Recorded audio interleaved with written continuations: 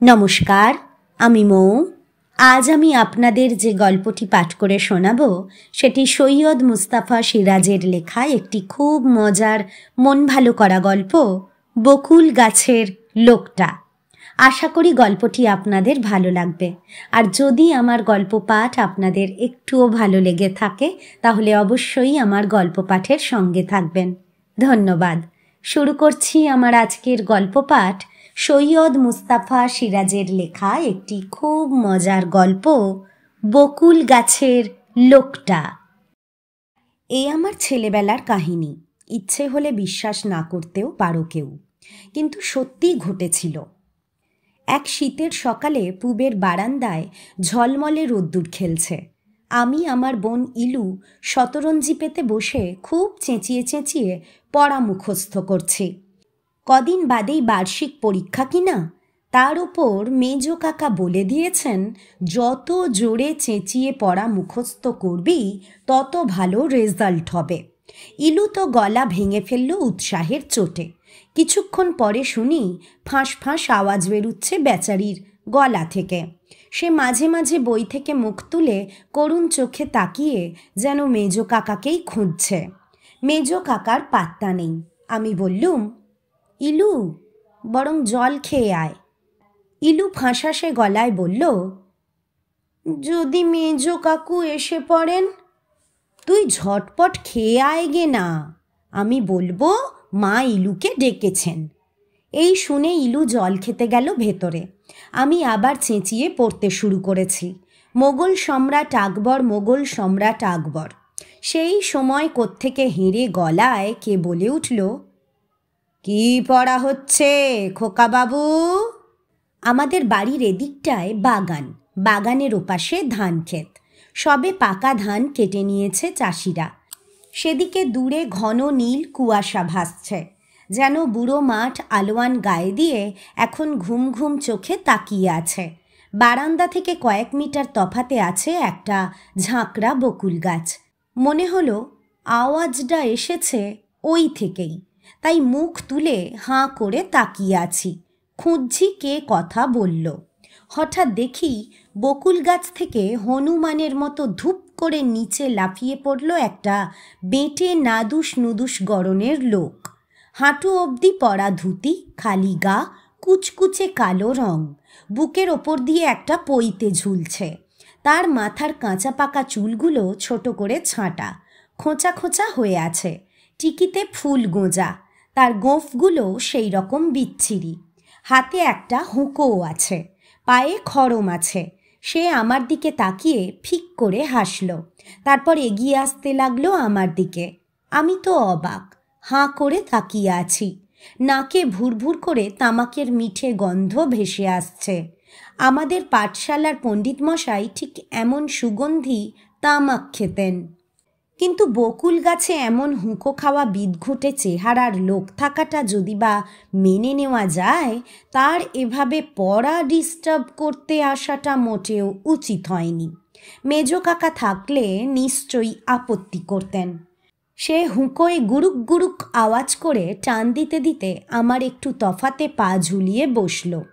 তারপর হুঁকো নামিয়ে বাঁ হাতে ধরে রেখে বলল, কে ওটা কি পড়া হচ্ছে?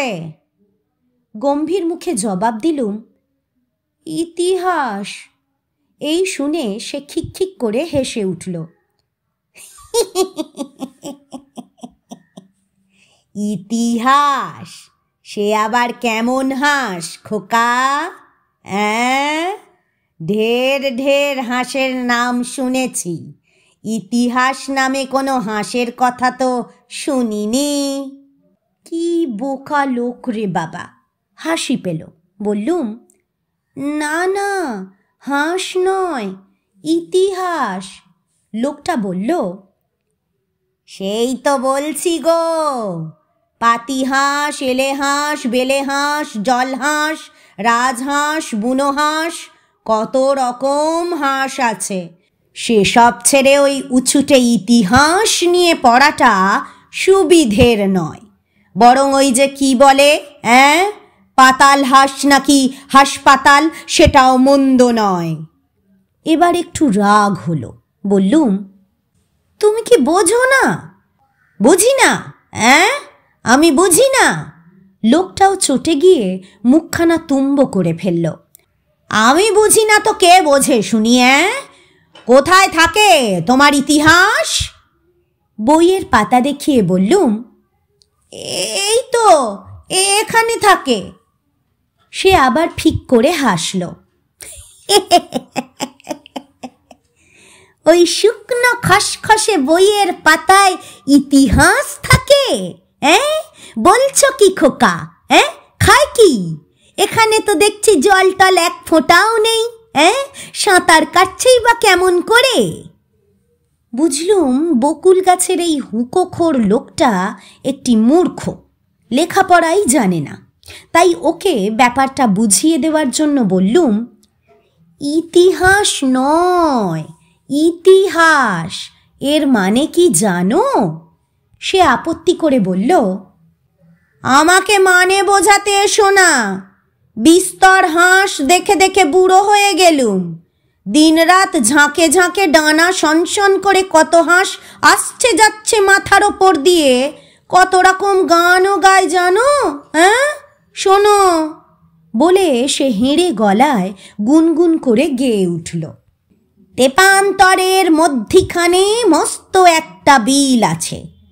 কলমি দামে শালুক পানায় কত যে ফুল ফুটতাছে। শামুক বুড়ো চিংড়ি বুড়ি বড় সুখে রোদ পোহায়। যে যাবি ভাই আয় রে সাথে, শনশনিয়ে আয় রে আয়। গানটা কেমন ঘুম ঘুম সুরে ভরা। শুনতে শুনতে হাই ওঠে, ঢুলুনি চাপে। শীতের লম্বা রাতের বেজায় লম্বা ঘুমের পর এই মিঠে রোদের সকালবেলায় আবার ঘুমিয়ে পড়াটা বিপজ্জনক। মেজো কাকা এসে টের পেলেই চুল খামচে ধরবেন। গান শেষ করে লোকটা চোখ নাচিয়ে বলল, দারুণ গান, তাই না? বলে সে আবার গুরুক গুরুক আওয়াজ করে হুঁকো টানতে থাকল। আমি ঘোর লাগা চোখে তাকিয়ে বললুম, গানটা ভালো লাগলো, তবে বড় ঘুম পায় যে। ওগো লোকটা, তুমি বরং রাতের শোয়ার সময় এসো, এখন যাও। পড়ায় ডিস্টার্ব করো না, মেজো কাকা বকবেন।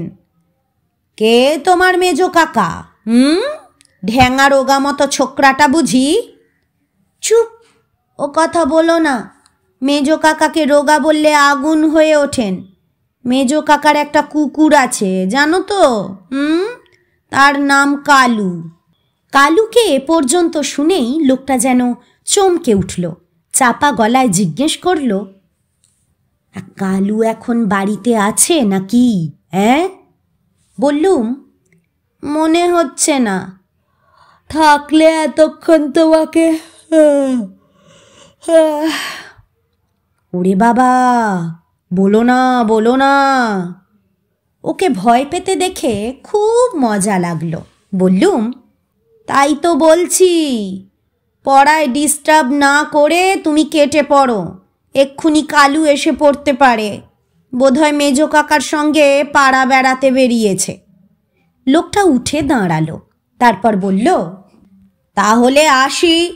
আমার কথা কাকেও বলো না যেন। পরে সময় মতো এসে তোমাকে আরও হাঁসের গান শোনাবো। ইচ্ছে করলে দেখতে যেতেও পারো হাঁসেরা কোথায় থাকে। কিন্তু তাই বলে সেখানে তোমার ওই ইতিহাস দেখতে পাবে ভেবো না। তোমার পড়ার বইতে মিথ্যে লিখেছে। বরং ওই যে কি বলে পাতাল হাঁস বা হাসপাতাল, সত্যি হলেও হতে পারে। এই বলে সে খড়ম পায়ে চাপা খটখট শব্দ তুলে বকুল গাছে দিব্যি চড়ে গেল এবং ঝাঁকড়া ডালপালার মধ্যে অদৃশ্য হলো। আমি অবাক হয়ে বসে রইলুম। আমাদের বাগানের বকুল গাছটাতে এমন কেউ থাকে তা তো শুনিনি। বাবা মা মেজো কাকা সেজো কাকা ছোট কাকা কেউই বলেনি। ইলু এতক্ষণে এসে ফাঁসফেঁসে গলায় বলল, কি রে বিশু, কি দেখছিস অমন করে?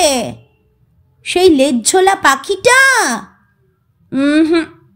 বকুল গাছের লোকটা পই পই করে বারণ করেছে, কাকে ওর কথা বলবো না। কি রে বিলু, বলছিস না যে? বারবার জিজ্ঞেস করতে আমার কষ্ট হচ্ছে না বুঝি? ইলুকে পাত্তা না দিয়ে আবার পড়া শুরু করলুম। মোগল সম্রাট আকবর, মোগল সম্রাট আকবর, ইতিহাস না, পাতিহাঁস, এলেহাঁস, বেলেহাঁস, রাজহাঁস পুষতে ভালোবাসতেন, তাই তিনি। ইলু অবাক হয়ে বলল, কি পড়ছিস রে? দাঁড়া, মেজো কাকা আসুক। বকুল গাছের লোকটার কথা আমি কাকেও বলিনি।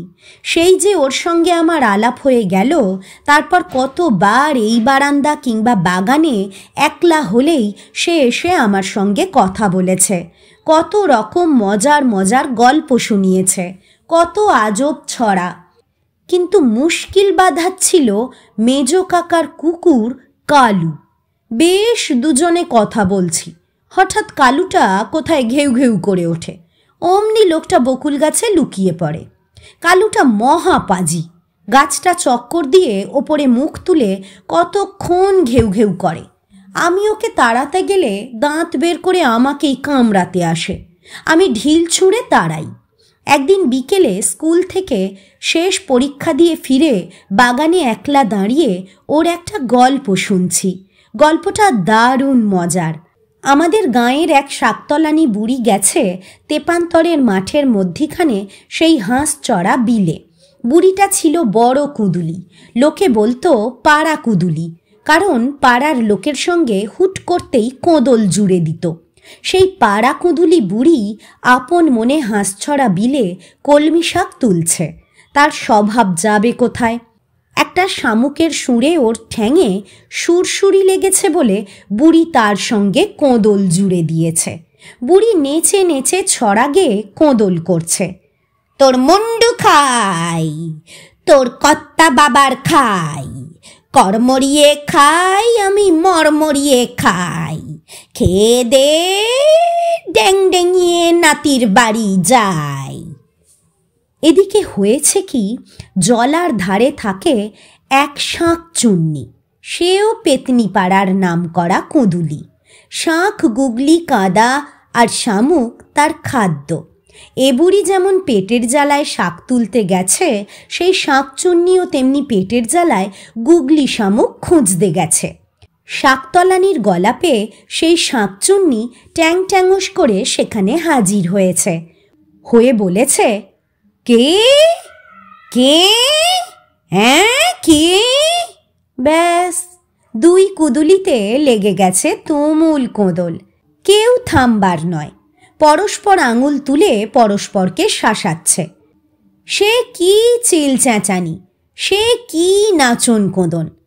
হেন সময়ে জলার হাঁসদের রাজার কানে গেছে সেই খবর।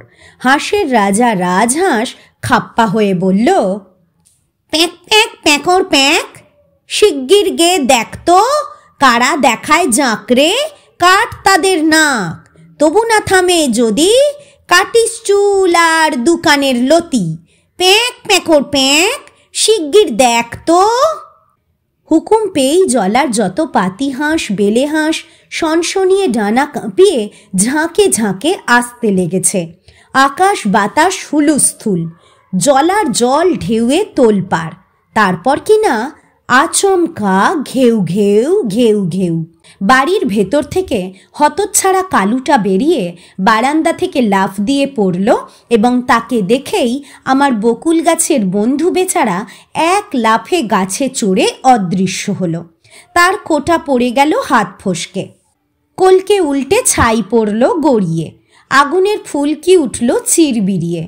বকবক করে একটু জলও হুঁকোর খোলের ফুটো থেকে গড়িয়ে পড়ল। কালু চেঁচামেচি করে গাছ চক্কর দিচ্ছে। এমন সময় মেজো কাকা বেরিয়ে এলেন বাড়ি থেকে। এসেই কালুকে ধমক দিয়ে বললেন, shut up, shut up. Kalu থামবার পাত্র নয়। সে মেজো কাকুর কাছে এসে হাঁটুর কাছে মুখ তুলে কেউ মেউ করে কি বলল, তারপর আবার দৌড়ে গেল গাছতলায়। এবার মেজ কাকা সন্দেহাকুল চোখে গাছটা দেখতে দেখতে বললেন, গাছে হনুমান আছে নাকি রে বিলু? বললুম, না মেজ কাকু, কালু একটা কাঠবেড়ালি দেখেছে। হঠাৎ গাছতলায় উল্টে থাকা কোটার দিকে চোখ গেল মেজ কাকার। হুঁকোটা তুলে নিয়ে অবাক হয়ে বললেন, এ কার হুঁকো রে বিলু? আমি তো জানি নে মেজ কাকু।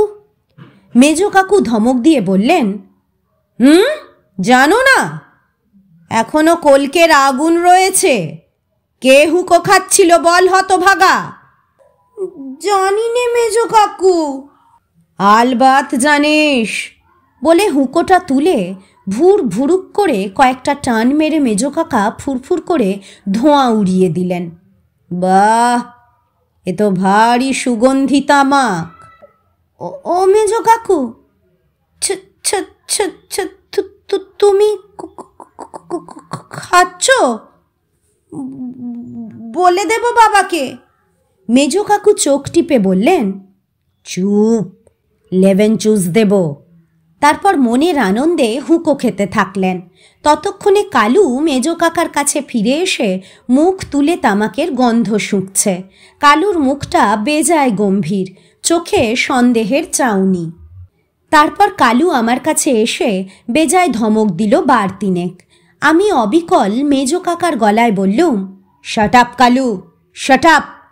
কালু যেন কুকুরের ভাষায় পাল্টা ধমক দিয়ে বলল, চালাকি করো না বিলু, সব বুঝতে পেরেছি আমি। তারপর সে কিছুক্ষণ ঘুরঘুর করে লেজ তুলে বাড়ির ভেতর চলে গেল।